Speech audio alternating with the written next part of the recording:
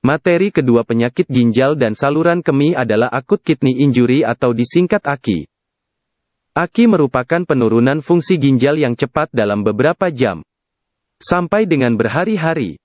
Akibatnya akan terjadi penurunan output urin dan akumulasi produk akhir nitrogen di dalam darah. Penyakit ini bersifat progresif. Artinya penanganan yang lambat akan memperburuk kondisi pasien, bahkan sampai pada kematian. Akan tetapi penanganan yang cepat dan tepat dapat mengembalikan fungsi ginjal kembali normal. Umumnya risiko kematian dapat terjadi apabila kerusakan sel ginjal sekitar 30-80%. AKI dapat terjadi juga pada 5-7% pasien yang sedang menjalani perawatan di rumah sakit.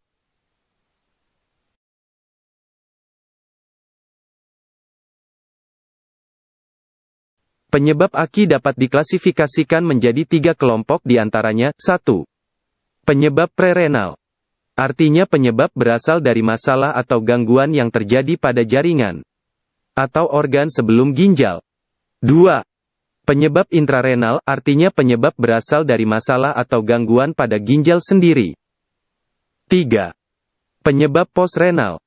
Artinya penyebab berasal dari masalah atau gangguan pada jaringan setelah organ ginjal.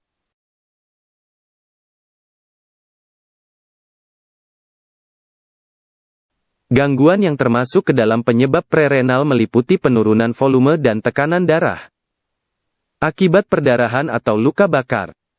Gangguan arteri renalis yang diakibatkan oleh adanya trombus, emboli, atau stenosis. Gangguan jantung, misalnya gagal jantung, PJK dan aritmia. Gangguan yang termasuk ke dalam penyebab intrarenal meliputi gangguan vaskuler akibat DM. Obstruksi atau sumbatan di ginjal akibat inflamasi, batu atau tumor. Injuri renal akibat infeksi atau kontaminasi obat-obatan. Gangguan yang termasuk ke dalam penyebab postrenal meliputi obstruksi ureter atau bladder. Akibat struktur atau penyempitan saluran, tumor, dan batu. Gangguan prostat akibat kanker, hiperplasia. Trombosis vena renal. Gangguan bladder akibat ruptur. Komplikasi selama kehamilan. Kerusakan struktur ginjal pada AKI mengakibatkan penurunan fungsi ginjal. Meliputi gangguan keseimbangan cairan dan elektrolit. Serta gangguan eliminasi produk akhir metabolisme.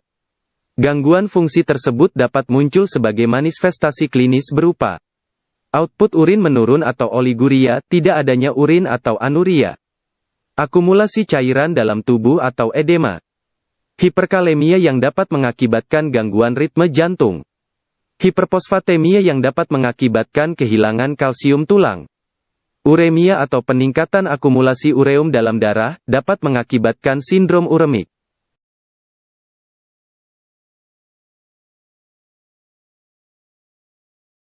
Penatalaksanaan pasien dengan AKI dilakukan dengan menghilangkan penyebabnya dan mengatasi dampak akibat gangguan keseimbangan cairan elektrolit, serta membuang semua produk akhir metabolisme yang bersifat toksik. Berikut pengobatan yang dapat diberikan pada pasien dengan AKI.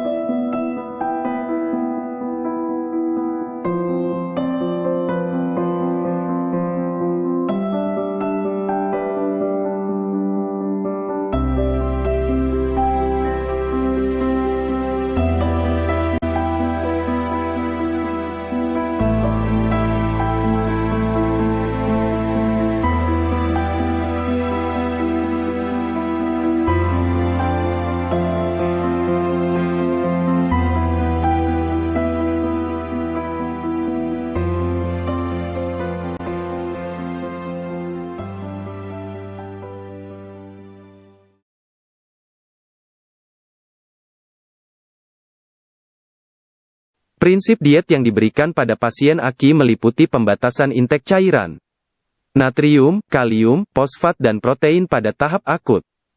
Selanjutnya dapat ditingkatkan sejalan dengan proses pemulihan ginjal. Berikut ini diet yang direkomendasikan pada pasien AKI.